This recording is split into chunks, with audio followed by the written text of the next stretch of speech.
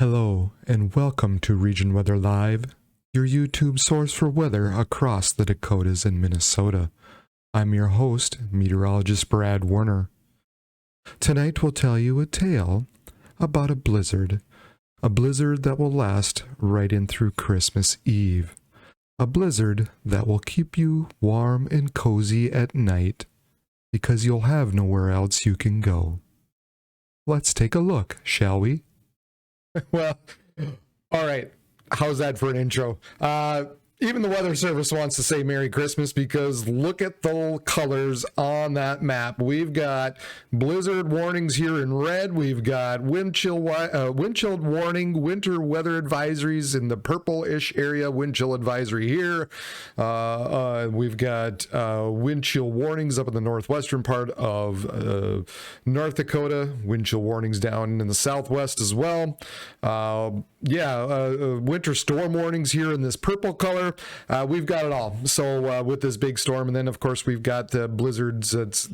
This area blizzard that's probably very likely going to expand over the next day or two. This is the modeled snow depth. This is kind of based just on what they feel is currently on the ground, and you can see, anywhere from 20 to almost a little sliver, even some 40 inches along the North Shore. But really, everybody has some snow on the ground across our whole region, across the Dakotas and Minnesota, save for maybe just a little sliver just south of the Black Hills. But ultimately, everybody already has plenty of snow on the ground. And so, of course, we've already got a big layer of snow on the ground from last week's storm. And then really over the course of the last couple of days, we've added yet another little layer on top of this. This is the real type of fluffy snow that we received over the last couple of days. And especially as you can see out here in Minnesota, where they've gotten around 3 to 4 inches of snow over the course of the last couple of days. So we've got another fresh layer of snow on top of what we've already received. And then add on to that the gusty winds. And so I'm not really going to show you the split screen because one, we're just already assuming there's just snow everywhere. Two, nobody's really expected to get any additional snowfall here through this concerned period of time, save for a little bit down in the southeastern parts of Minnesota. And the main area is probably going to be in that Cook County, maybe Lake County areas up in the far northeastern parts of Minnesota. As we kind of pull through Thursday, you can see that snow just continues to fall up in the northeastern part of the state. And then as we get into Friday, kind of wraps back around, kind of back into that International Falls War Road, Roseau area as we get to later into the day. And then again, just more snowfall across the northeast. And then once we get into Friday night and early Saturday morning, it tapers off a little bit, and then we got a little bit of more light snow possibly entering into the west, but not really expecting a whole lot out of this. Really, the main thing is going to be the winds and the wind chills. Now, those blizzard warnings in western parts of the Dakotas have ultimately started because they're already seeing some stronger winds out there, and they're already reducing the visibilities.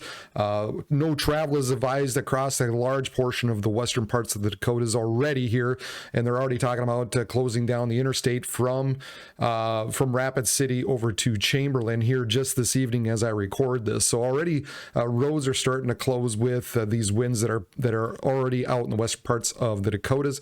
This blizzard warning that's out in the southwestern parts of Minnesota, that doesn't start until noon, and I'll show you why here in a bit. As we go through the night and into the early parts of the morning here on Thursday morning, we could see those 30-mile-per-hour wind gusts start to spread a little bit further to the east. And then even more so, we've got 35 to 45, maybe even some 50-mile-per-hour wind gusts down in the southwestern parts of Minnesota. So I really expect some of these blizzard warnings eventually to spread down in through here as we get maybe a little bit later into the day or into the morning on Thursday. And then as we get closer to that noon time frame on Thursday, not a whole lot of shift. As you can see, there's a real fine line actually in through here between that. You get that 25, and then over on the other side, you get kind of shifting over to that 35 to 40 range.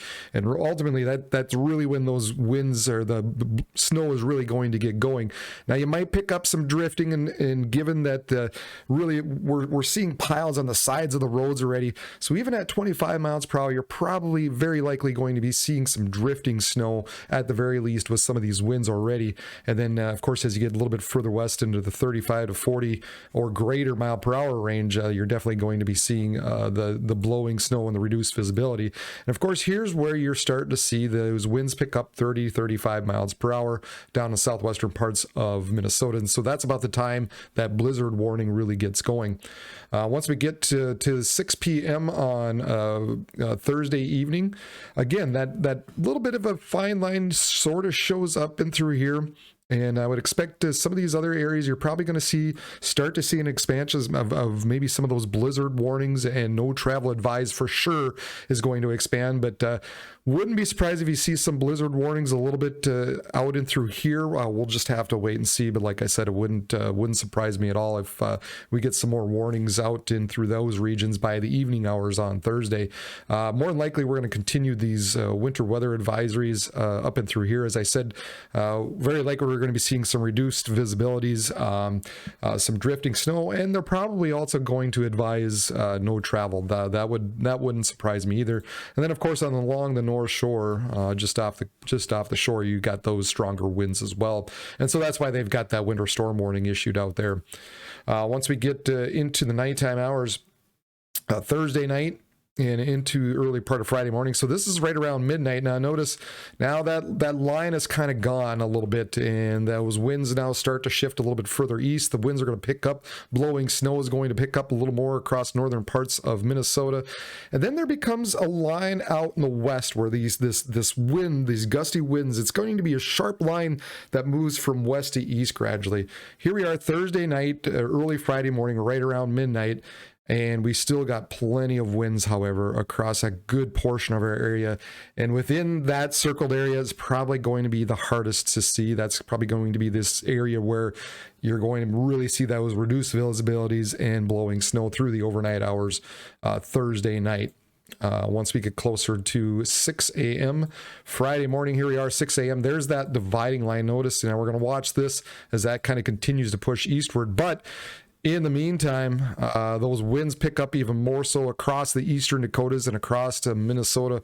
We're going 35, 45, maybe even some 50 mile per hour wind gusts out of the northwest.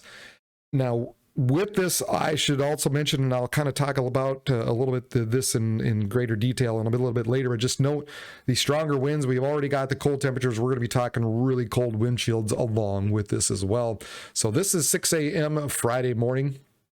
Noon time frame, they kind of crank up almost a little more across central parts of Minnesota here, and especially across the North Shore. So things are they're really not going to improve, especially across the eastern Dakotas and across Minnesota. So Friday, not really looking like a nice day at all across the eastern parts of Dakotas and Minnesota. And now notice out in the west, it begins to get better. Those wind gusts eventually start to dissipate out west, and so things will improve out there as we get later in the day on Friday. This is actually seems like it's sped up maybe just a little bit from what the models were showing even like yesterday. They wanted to hang those winds out there just a little bit longer, but nevertheless by Friday evening that cutoff line kind of starts to get beyond that Missouri River Valley and starts to push eastward. But east of there, as we get into the Red River Valley, down in through the James River Valley and up into that Buffalo Ridge, and of course most of Minnesota, we're still dealing with some pretty strong winds as we get into the evening hours Friday evening. Overnight, Friday night, and this is midnight, that line that where the winds really kind of cut off begin to push a little bit further east. And then by 6 a.m. on Saturday, most of the Dakotas should be fine. I think, the travel advisories will lift. I think as we get into Saturday morning, most areas, if not all, will have roads open if they happen to close during that time. So I think Saturday by that point will be better. However, much of Minnesota still will be that 35, 45, maybe even 50 to 60 mile per hour across the North Shore here. Just tremendous winds associated with this huge storm that's affecting a large portion of the United States. It's amazing how big this storm has really gotten. And ultimately, we didn't get a lot of snow out of this. It's just the winds that are really going to drive us crazy here. Now, just shifting over to just a slightly different model, but just basically showing the same thing here as we start off in Saturday morning. Those winds really are light in the eastern parts of the Dakotas.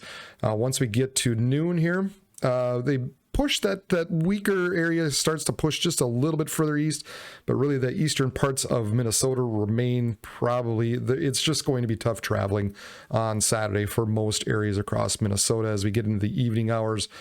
Still the same across much of Minnesota.